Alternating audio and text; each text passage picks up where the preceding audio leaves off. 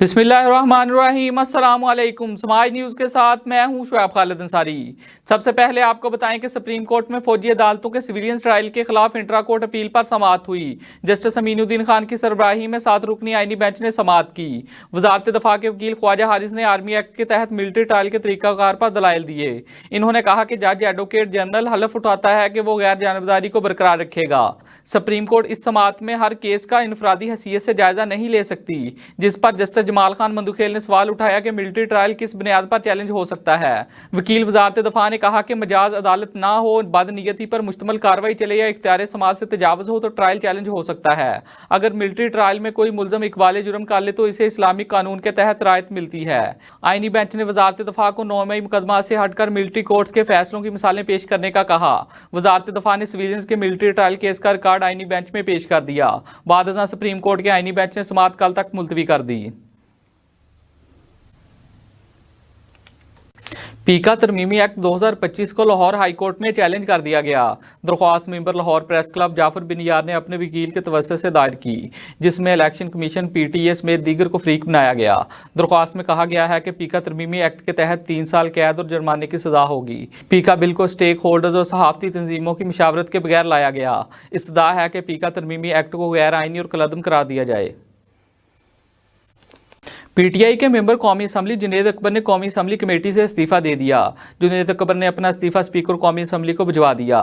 जुनैद अकबर ने कहा कि कायमा कमेटी बराए ओवरसीज पाकिस्तानी और ह्यूमन रिसोर्सेज डेवलपमेंट की चेयरमैनशिप से इस्तीफा देता हूँ। स्पीकर कौमी असम्बली एयाज सादिक ने जुनैद अकबर का इस्तीफा मंजूर कर लिया। सिंध हाई कोर्ट के 12 एडिशनल जजेस ने अपने ओहदे का हलफ उठा लिया। Chief justice Sindh high court justice Mohammad Shafi Siddiqui ने नए एडिशनल जजेस से हलफ लिया। नए 12 एडिशनल जजेस के हलफ उठाने के बाद सिंध हाई कोर्ट में जजेस की तादाद 40 हो गई।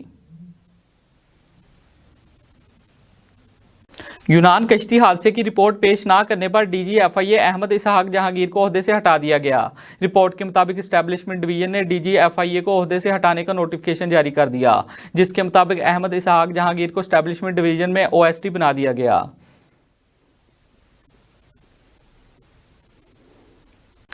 बानी PTI और बिशरा बीबी के खिलाफ 190 मिलियन पाउंड अपीलों पर एतराज़ आयद कर दिया गया। इस्लामाबाद हाई कोर्ट के रजिस्ट्रार ऑफिस ने एतराज़ आयद करके अपीलें वापस कर दी।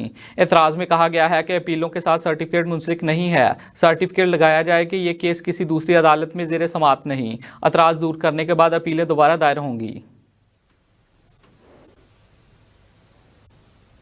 चेयरमैन PCB मोहसिन नकवी ने रावलपिंडी क्रिकेट स्टेडियम का दौरा किया। इस मौका पर गुफ्तगू करते हुए इन्होंने कहा कि रावलपिंडी क्रिकेट स्टेडियम की तज़ीन और आइश का काम आखिरी मराहिल में दाखिल हो चुका है। कुर्सियों की तनसीब आखिरी मराहिल में है, जिसे चंद रोज़ में मुकम्मल कर लिया जाएगा। मोहसिन नकवी ने मजीद कहा कि चैंपियंस ट्रॉफी इवेंट को यादगार बनाएंगे।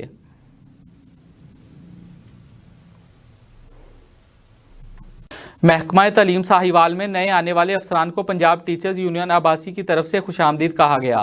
पंजाब टीचर्स यूनियन के मेंबरान ने एजुकेशन डिपार्टमेंट साहिवाल में अफसरान की आमद पर इन्हें फूलों के गुलदस्ते पेश किए और इनके लिए नेक ख्वाहिशात का इजहार किया। नए आने वाले अफसरान में Ahmad Nadeem DEO secondary education, Imtiaz Ahmad Awan DEO elementary Sahiwal और Usman Hameed deputy DEO elementary Sahiwal शामिल हैं।